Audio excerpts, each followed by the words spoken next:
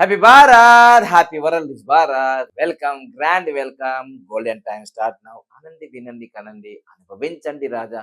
నేను మీ money power Baba Pannagam, యోగాచార్య, numerology, excellent life coach. So మనం గురు ప్రార్థన చేసుకొని ఈ రోజు వీడియో మొదలు పెడదాం. ఓం సదాశివ సమారంభాం శంకరాచార్య మధ్యమాం అస్మదాచార్య పర్యంతం వందే గురు పరంపరాం.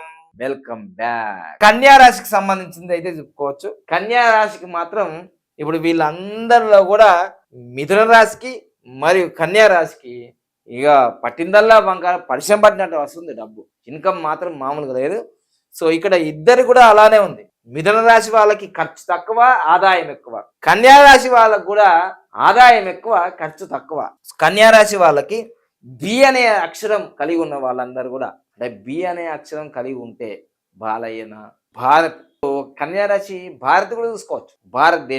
భారతదేశానికి కూడా బాగుంటుంది. భారతదేశానికి ఎలా ఉంటుందంటే, సో బి అనే అక్షరం వేదిక అనుసారంగా, లేదు జ్యోతిష్యం అనుసారంగా టో పా పి పు షం నా టా పే పో అనే అక్షరాల ద్వారా కన్యా రాశి వాళ్ళకి ఆదాయం ఎక్కువగా ఉంది, ఖర్చు తక్కువ ఉంది. పొగిడే వాళ్ళు ఎంతమంది ఉన్నారో తిట్టే వాళ్ళు కూడా అంతే ఉన్నారు, సమానంగా ఉంది. బ్యాలెన్స్.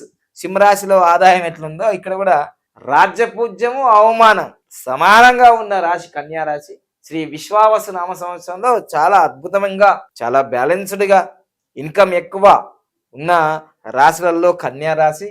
కన్యా రాశి చాలా బాగా ఎక్కువగా ఇన్కమ్ ఉంది ఈ సంవత్సరం.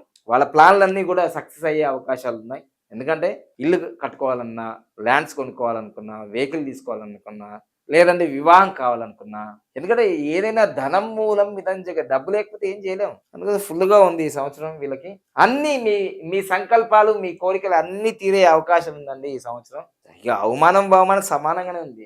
ఎన్ని అవార్డులు వస్తాయో అన్ని కాంట్రవర్షియల్ అయితే కావచ్చు నీకు. ఎందుకంటే లోకం ఎలా ఉంటుందంటే, ఎదిగేవాడిని ఎప్పుడు విమర్శిస్తుంటది. ఇది గుర్తుంచుకోండి. నిన్ను విమర్శిస్తున్నారు, నిన్ను తిడుతున్నారు అని అంటే నువ్వు ఎదుగుతున్నావని ఒక గుర్తు.